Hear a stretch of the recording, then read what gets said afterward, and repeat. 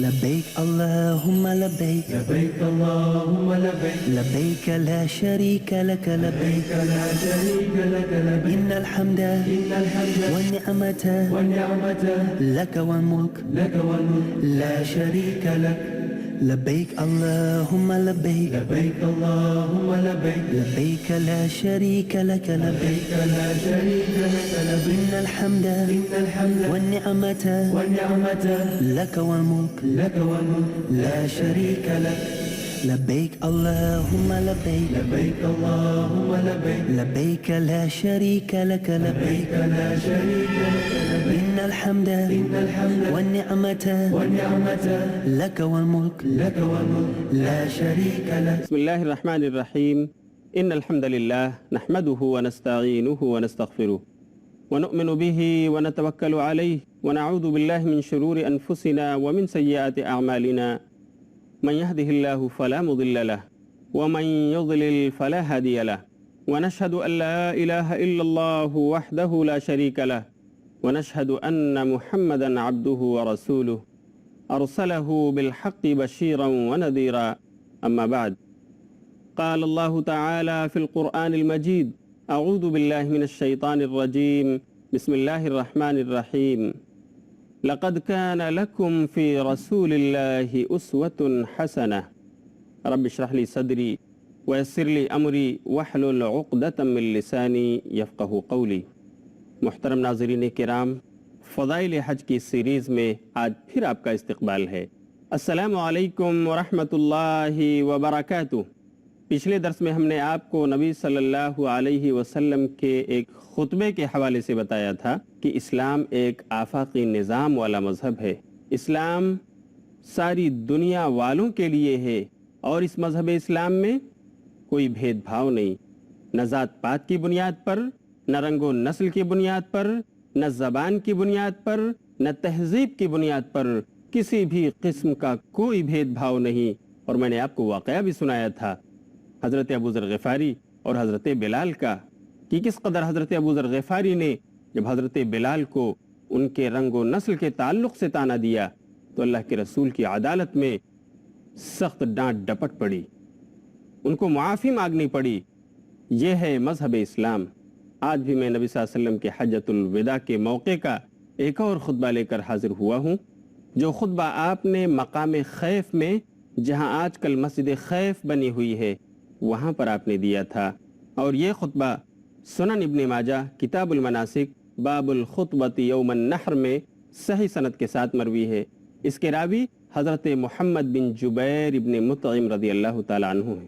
وہ کہتے ہیں کہ اللہ کے رسول صلی اللہ علیہ وسلم نے فرمایا، محمد بن جبیر ابن مطعم اپنے باپ سے روایت کرتے ہیں کہ ان کے باپ نے کہا، قام رسول اللہ صلی اللہ علیہ وسلم بالخیف من منی، کہ اللہ کے رسول صلی اللہ علیہ وسلم منی کے مقام خیف میں کھڑے ہوئے، فقال، تو آپ نے خطبہ دیتے ہوئے کہا، نظر اللہ امرأ سمع مقالتی فبلغها، اللہ رب العالمین اس شخص کو تر و تازہ رکھے، سمع مقالتی فبلغها، جو میری بات کو سنے اور جا کر اس کی تبلیغ کرے۔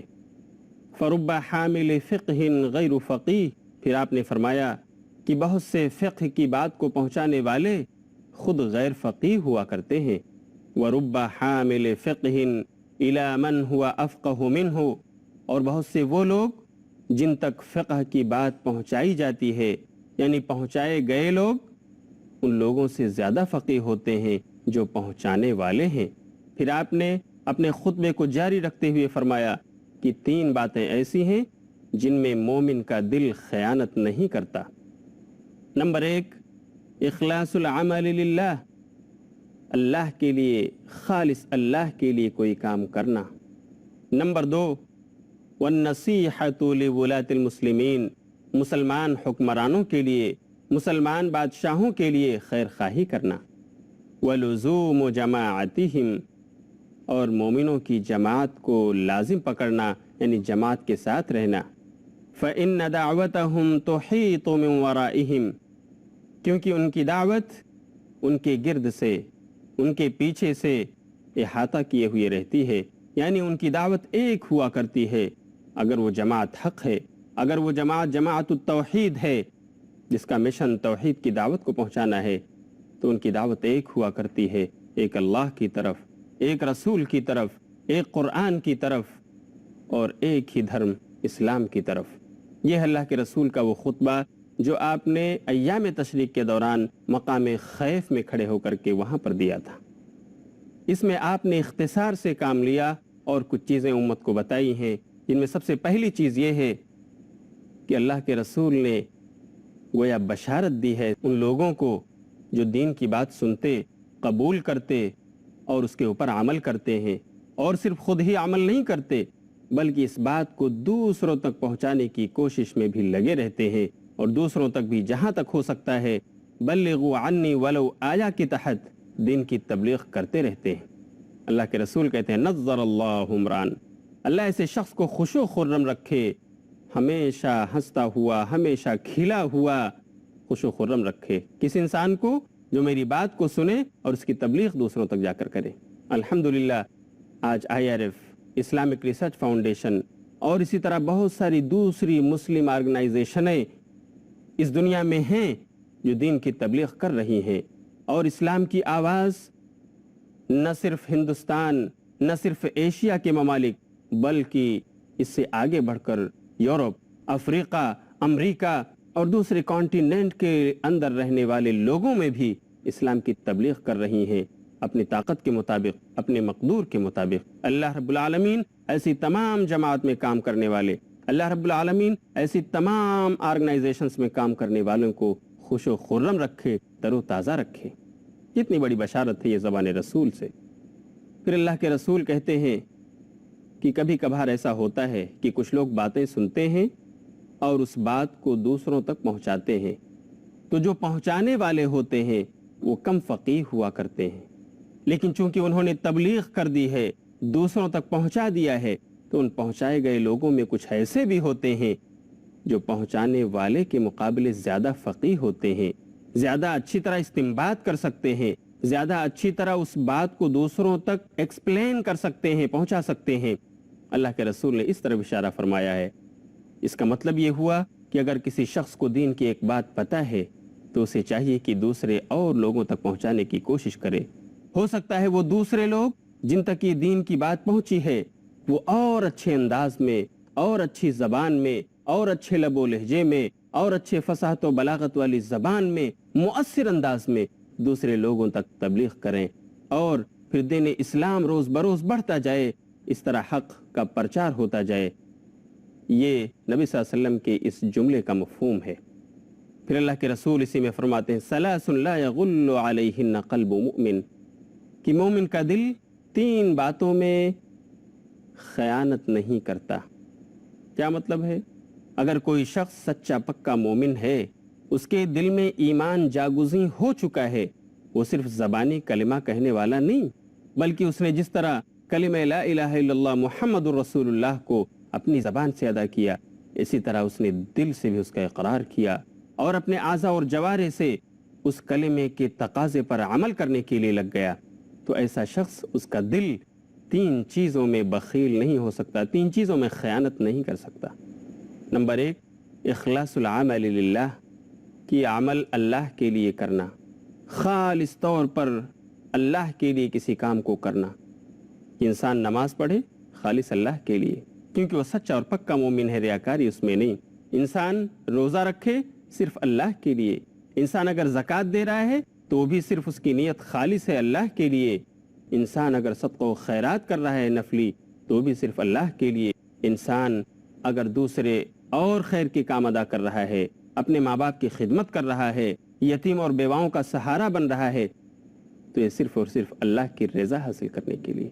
इखलासुल अमल लिल्लाह, खालिस तौर पर अल्लाह के लिए काम करना। इसमें मोमिन आदमी का दिल बखील नहीं हो सकता, खयानत नहीं कर सकता। बातें और भी हैं जो मैं कहता रहूँगा और आप सुनते रहेंगे, लेकिन वक्त हो गया है छोटे से वक्फे का, इसलिए हम मिलेंगे फिर थोड़ी देर के बाद। तब तक के लिए इजाज़त दीजिए। अस्सलामु अलैकुम व रहमतुल्लाहि व बरकातुहू।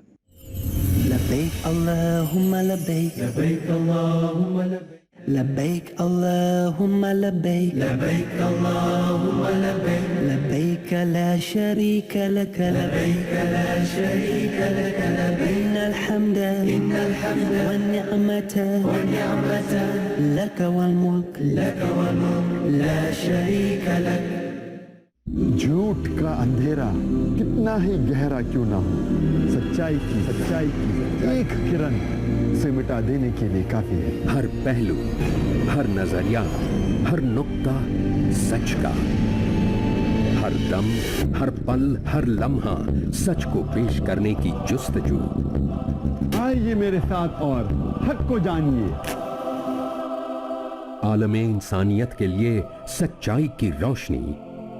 ڈاکٹر ذاکر نائک پیش کریں گے اظہار حق، آج رات 10 بجے اور دوبارہ صبح 8:30 بجے انڈیا میں، پیس ٹی وی اردو پر.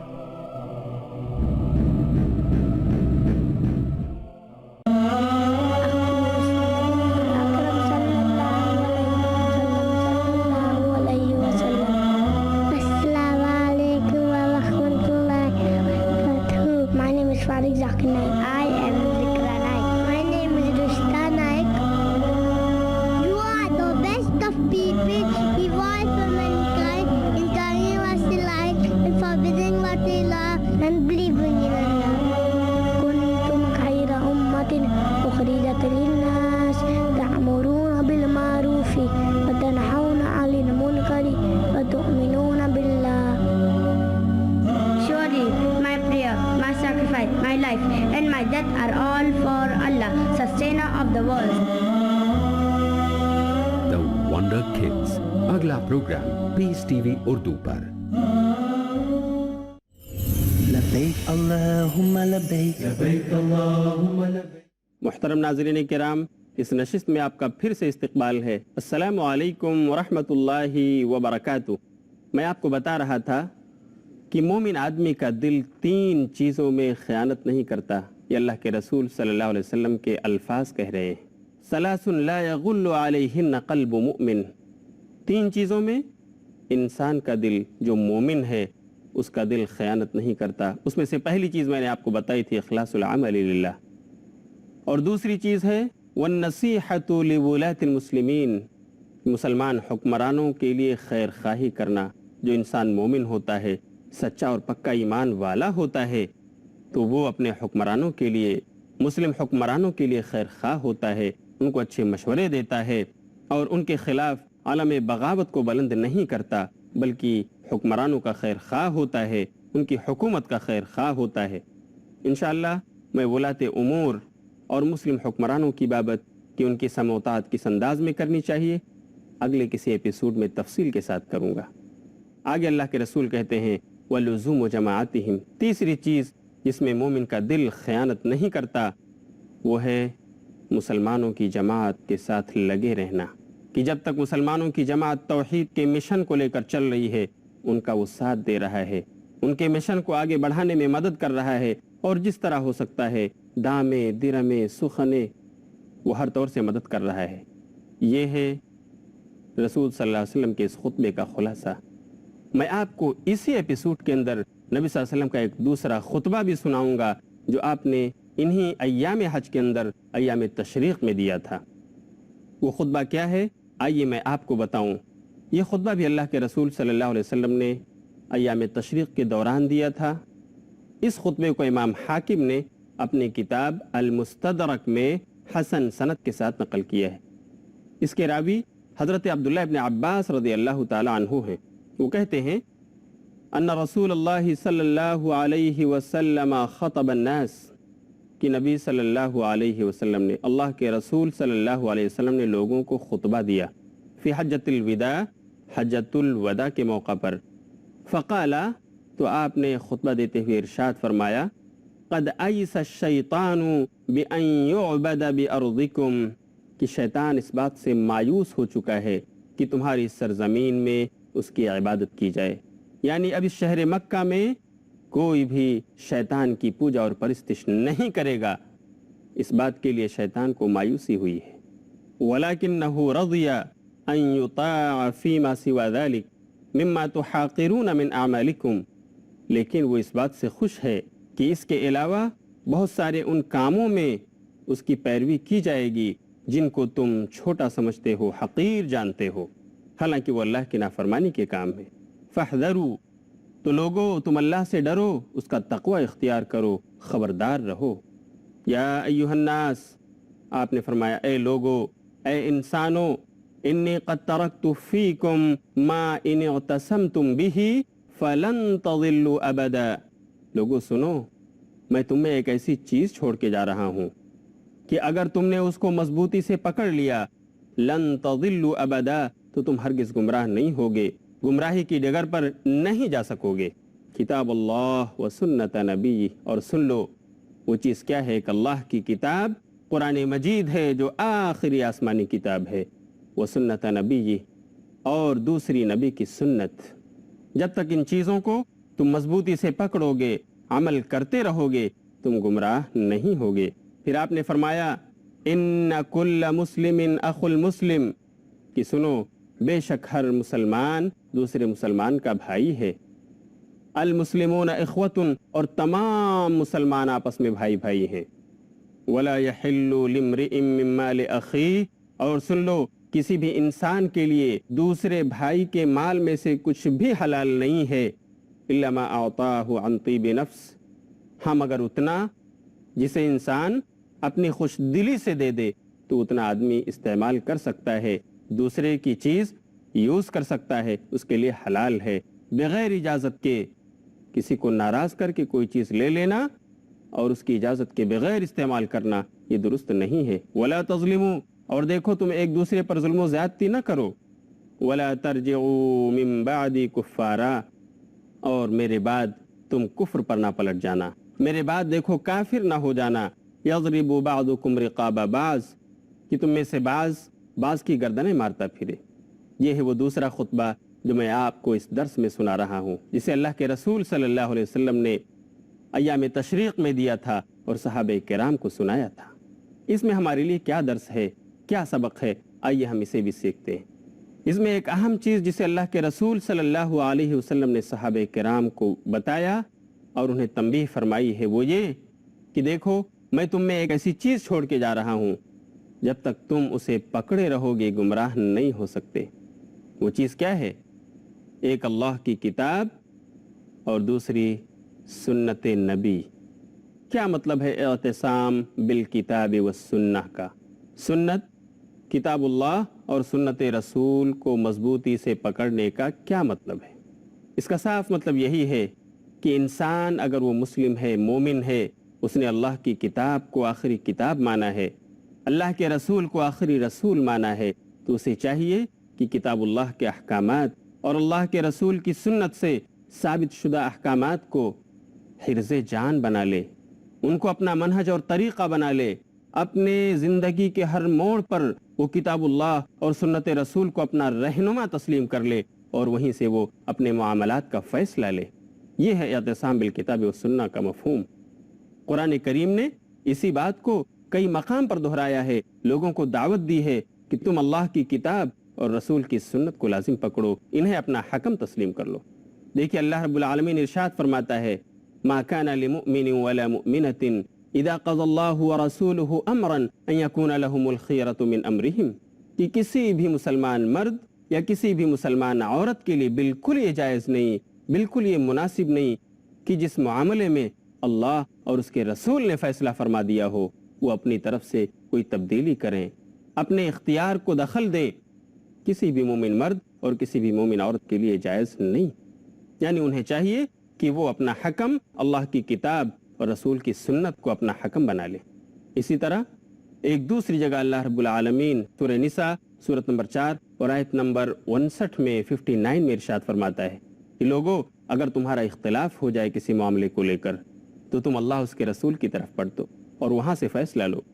فَإِن تَنَازَعْتُمْ فِي شَيْءٍ فَرُدُّوهُ إِلَى اللَّهِ وَالرَّسُولِ، کہ دیکھو اگر تمہارا جھگڑا ہو جائے، تمہارا اختلاف ہو جائے کسی چیز میں، فی شیء فردوہ الی اللہ والرسول، تو تم لوٹو اس معاملے میں اللہ اور اس کے رسول کی طرف، وہاں تمہیں فیصلہ مل جائے گا، وہاں تمہیں اسلامی شریعت کے مطابق حل مل جائے گا۔ یہ ہے کتاب اور سنت کو پکڑنے کا مفہوم۔ ناظرین کرام، یہ بہت ہی بڑا المیہ ہے کہ آج ہماری زندگی میں مسائل آتے ہیں لیکن ہم کتاب اللہ سنت رسول نہیں بلکہ کسی اور جگہ پر جا کر اس کا حل تلاش کرتے ہیں۔ ایام حج کے دوران نبی صلی اللہ علیہ وسلم نے جب تک آپ مکے سے مدینہ واپس نہیں گئے، اس درمیان آپ پورے سفر میں 2 رکعت کر کے نماز پڑھتے رہے، نماز قصر۔ لیکن حجاج کرام میں سے بہت سارے لوگ ایسے دیکھے جاتے ہیں کہ وہ اپنی نمازوں کو پوری ادا کرتے ہیں، قصر نہیں کرتے، 4 رکعت والی نماز کو 2 رکعت نہیں پڑھتے۔ اور جب ان سے کہا جاتا ہے میرے بھائی دیکھو اللہ کے رسول کا عمل یہ ہے، اللہ کے رسول صلی اللہ علیہ وسلم مدینے سے چل کر مکے آئے تھے، آپ مسافر تھے، آپ نے 10 دن تک مکہ مکرمہ میں قیام فرمایا تھا اور آپ نے جتنی نمازیں پڑھیں آپ نے 4 رکعت والی نماز کو 2 رکعت کر کے پڑھا ہے، ہمیں اور آپ کو بھی پڑھنا چاہیے۔ تو بعض حجاج کرام کا بہت ہی بھولا بھالا جواب ہوتا ہے کہ ٹھیک ہے اللہ کے رسول کی حدیث صحیح ہے، آپ کا عمل درست ہے، لیکن میں فلاں امام کا ماننے والا ہوں اس لیے میں پوری ہی پڑھوں گا۔ کتنے بڑے افسوس کی بات ہے میرے دوستو، ہمیں ہوش کے ناخن لینا چاہیے۔ ہم کس مقام پر کھڑے ہیں؟ ایسا تو نہیں کہ ہم کتاب اللہ اور سنت رسول کو پس پشت ڈال رہے ہیں اور ایسا کہہ کر ہم اللہ اور اس کے رسول کی ناراضگی کو مول لے رہے ہیں۔ اللہ رب العالمین ارشاد فرماتا ہے جس کا ترجمہ یہ ہے کہ اللہ کی قسم فلا وربک، تمہارے رب کی قسم، لا یؤمنون، یہ لوگ ہرگز مومن نہیں ہو سکتے، حتی یحکموک فیما شجر بینہم، یہاں تک کہ یہ اپنے اختلافی معاملات میں تمہیں حکم نہ بنا لے، تم کو اپنا قاضی اور جج نہ تسلیم کر لیں، اس وقت تک یہ مومن نہیں ہو سکتے۔ ثم لا یجدوا فی انفسہم حرجا، اور پھر اپنے معاملات کے فیصلوں میں یہ اپنے دل میں کوئی کجی نہ محسوس کریں، جو کچھ آپ فیصلہ سنا دیں اس کے سامنے سر تسلیم خم کر دیں تو یہ صحیح مومن ہو سکتے ہیں، ورنہ ان کے ایمان میں کجی رہ جائے گی۔ وَيُسَلِّمُوا تَسْلِيمًا، اور جب تک کہ اپنے آپ کو سرنڈر نہ کر دیں، یہ سر تسلیم خم کر نہ لیں آپ کے فیصلے کے سامنے، اس وقت تک ان کا ایمان مکمل نہیں ہو سکتا۔ لیکن ہم اپنی زندگی میں کتاب اللہ و سنت رسول کو کس قدر حکم مان رہے ہیں؟ کیا نبی کی سنت کو حکم ماننا یہی ہے کہ جب حدیث رسول پیش کی جائے تو ہم یہ بہانہ بناتے ہوئے پھریں اس لیے حدیث رسول ٹھیک ہے پر ہم اس پر عمل نہیں کر سکتے؟ ہمیں اپنے گریبان میں جھانک کر جائزہ لینا ہوگا، ہم کہاں پر کھڑے ہیں؟ کہیں اللہ اور اس کے رسول کی خلاف ورزی، اس کی مخالفت تو ہم نہیں کر رہے کہ نعوذ باللہ ہمیں اس کی ناراضگی کا سامنا ہو اور ہم اس کے غیظ و غضب کے مستحق ہو جائیں۔ نبی صلی اللہ علیہ وسلم کی وفات ہو چکی ہے، لیکن صحابہ کرام کے لیے اتنا بڑا المناک حادثہ تھا کہ بہت سارے لوگ ششدر و حیران نظر آتے تھے، بہت سارے لوگ مدہوش تھے، ان کے ہوش و حواس غائب ہو رہے تھے، بعض لوگ اس کو تسلیم کرنے کے لیے تیار نہیں تھے۔ چنانچہ حضرت عمر بن خطاب رضی اللہ تعالی عنہ مسجد نبوی کے اندر نکل کر آئے، اپنی تلوار کو میان سے نکالا اور کہا کہ جس کی زبان سے میں یہ بات سنوں گا کہ میرے نبی کا انتقال ہو گیا ہے، میرے نبی وفات پا گئے ہیں، تو اس کی گردن مار دوں گا۔ بڑا ہی ہولناک وقت تھا، معمولی بات نہیں تھی، کسی ریوڑ کا محافظ انتقال کر چکا تھا جس کی وجہ سے یہ ڈر تھا کہ یہ ریوڑ کہیں بکھر نہ جائے، کہیں منتشر نہ ہو جائے۔ کون محافظ ہوگا ان کا؟ وہ منتشر ہو جائیں گی، ادھر ادھر بہک جائیں گے۔ صحابہ کرام کا یہ عالم تھا، یہ منظر تھا اس وقت، ان کا ہادی، ان کا رہبر اس دنیا سے جا چکا تھا۔ حضرت عمر اسی جوش اور جذبات کے عالم میں نکل کر آئے اور کہا جس کی زبان سے میں کہتا ہوا سنوں گا، جس کی زبان سے یہ الفاظ نکلتے ہوئے مجھے سنائی دیں گے کہ نبی کا انتقال ہو گیا ہے، نبی وفات پا چکے ہیں، میں ان کی گردن مار دوں گا۔ ایسا نہیں کہ نعوذ باللہ حضرت عمر بن خطاب کا عقیدہ درست نہیں تھا، ایسا نہیں کہ نعوذ باللہ حضرت عمر بن خطاب اللہ کے فیصلے سے راضی نہیں تھے یا سنت رسول کی خلاف ورزی کے مرتکب ہو رہے تھے، بلکہ معاملہ ہولناک تھا، ہوش و حواس لوگوں کے غائب ہو رہے تھے۔ حضرت عمر بن خطاب بھی ان میں سے ایک تھے۔ چنانچہ حضرت ابو بکر نے جب یہ ماجرا دیکھا تو ابو بکر رضی اللہ عنہ منبر رسول پر تشریف لائے، خطبہ دیا اور کھڑے ہو کر فرمایا، لوگوں سنو، من کان یعبد محمدا فإن محمدا قد مات، کہ جو شخص محمد کو اپنا معبود سمجھ رہا تھا، جو شخص محمد صلی اللہ علیہ وسلم ان کی پرستش و پوجا کر رہا تھا، وہ سن لے کہ محمد کا انتقال ہو چکا ہے، وہ مر گئے ہیں، قد مات۔ ومن كان يعبد الله فإن الله حي لا يموت. اور جو اللہ کو اپنا معبود سمجھ رہا تھا، جو اللہ کی پرستش اور پوجا کر رہا تھا، وہ سن لے کہ اللہ زندہ ہے اور ہمیشہ زندہ رہنے والا ہے، اس کو کبھی موت آنے والی نہیں. اللہ رب العالمین ہم سب کو اللہ کی کتاب اور نبی صلی اللہ علیہ وسلم کی سنت کے مطابق زندگی گزارنے کی توفیق عطا فرمائے. میں اسی پر آپ سے رخصت ہوتا ہوں. انشاءاللہ اگلے ایپیسوڈ میں پھر ملاقات ہوگی اور میں آپ کو بتاؤں گا کہ صحابہ کرام کا کتاب و سنت پر عمل کرنے کا کیسا جذبہ تھا. اپنے معاملات میں وہ کتاب اللہ و سنت رسول کو کس قدر حکم تسلیم کرتے تھے اور کیسے فیصلے کراتے تھے. لیکن وقت ہو گیا ہے، اس لیے آپ اجازت دیجئے اور دیکھتے رہیے فضائل حج. وآخر دعوانا ان الحمدللہ رب العالمین. والسلام علیکم ورحمۃ اللہ وبرکاتہ. لبيك اللهم لبيك لبيك اللهم لبيك لبيك لا شريك لك لبيك لا شريك لك لبيك إن الحمد والنعمة لك والملك لك والملك لا شريك لك. لبيك اللهم لبيك لبيك اللهم لبيك لبيك لا شريك لك لبيك لا شريك لك لبيك إن الحمد والنعمة والنعمة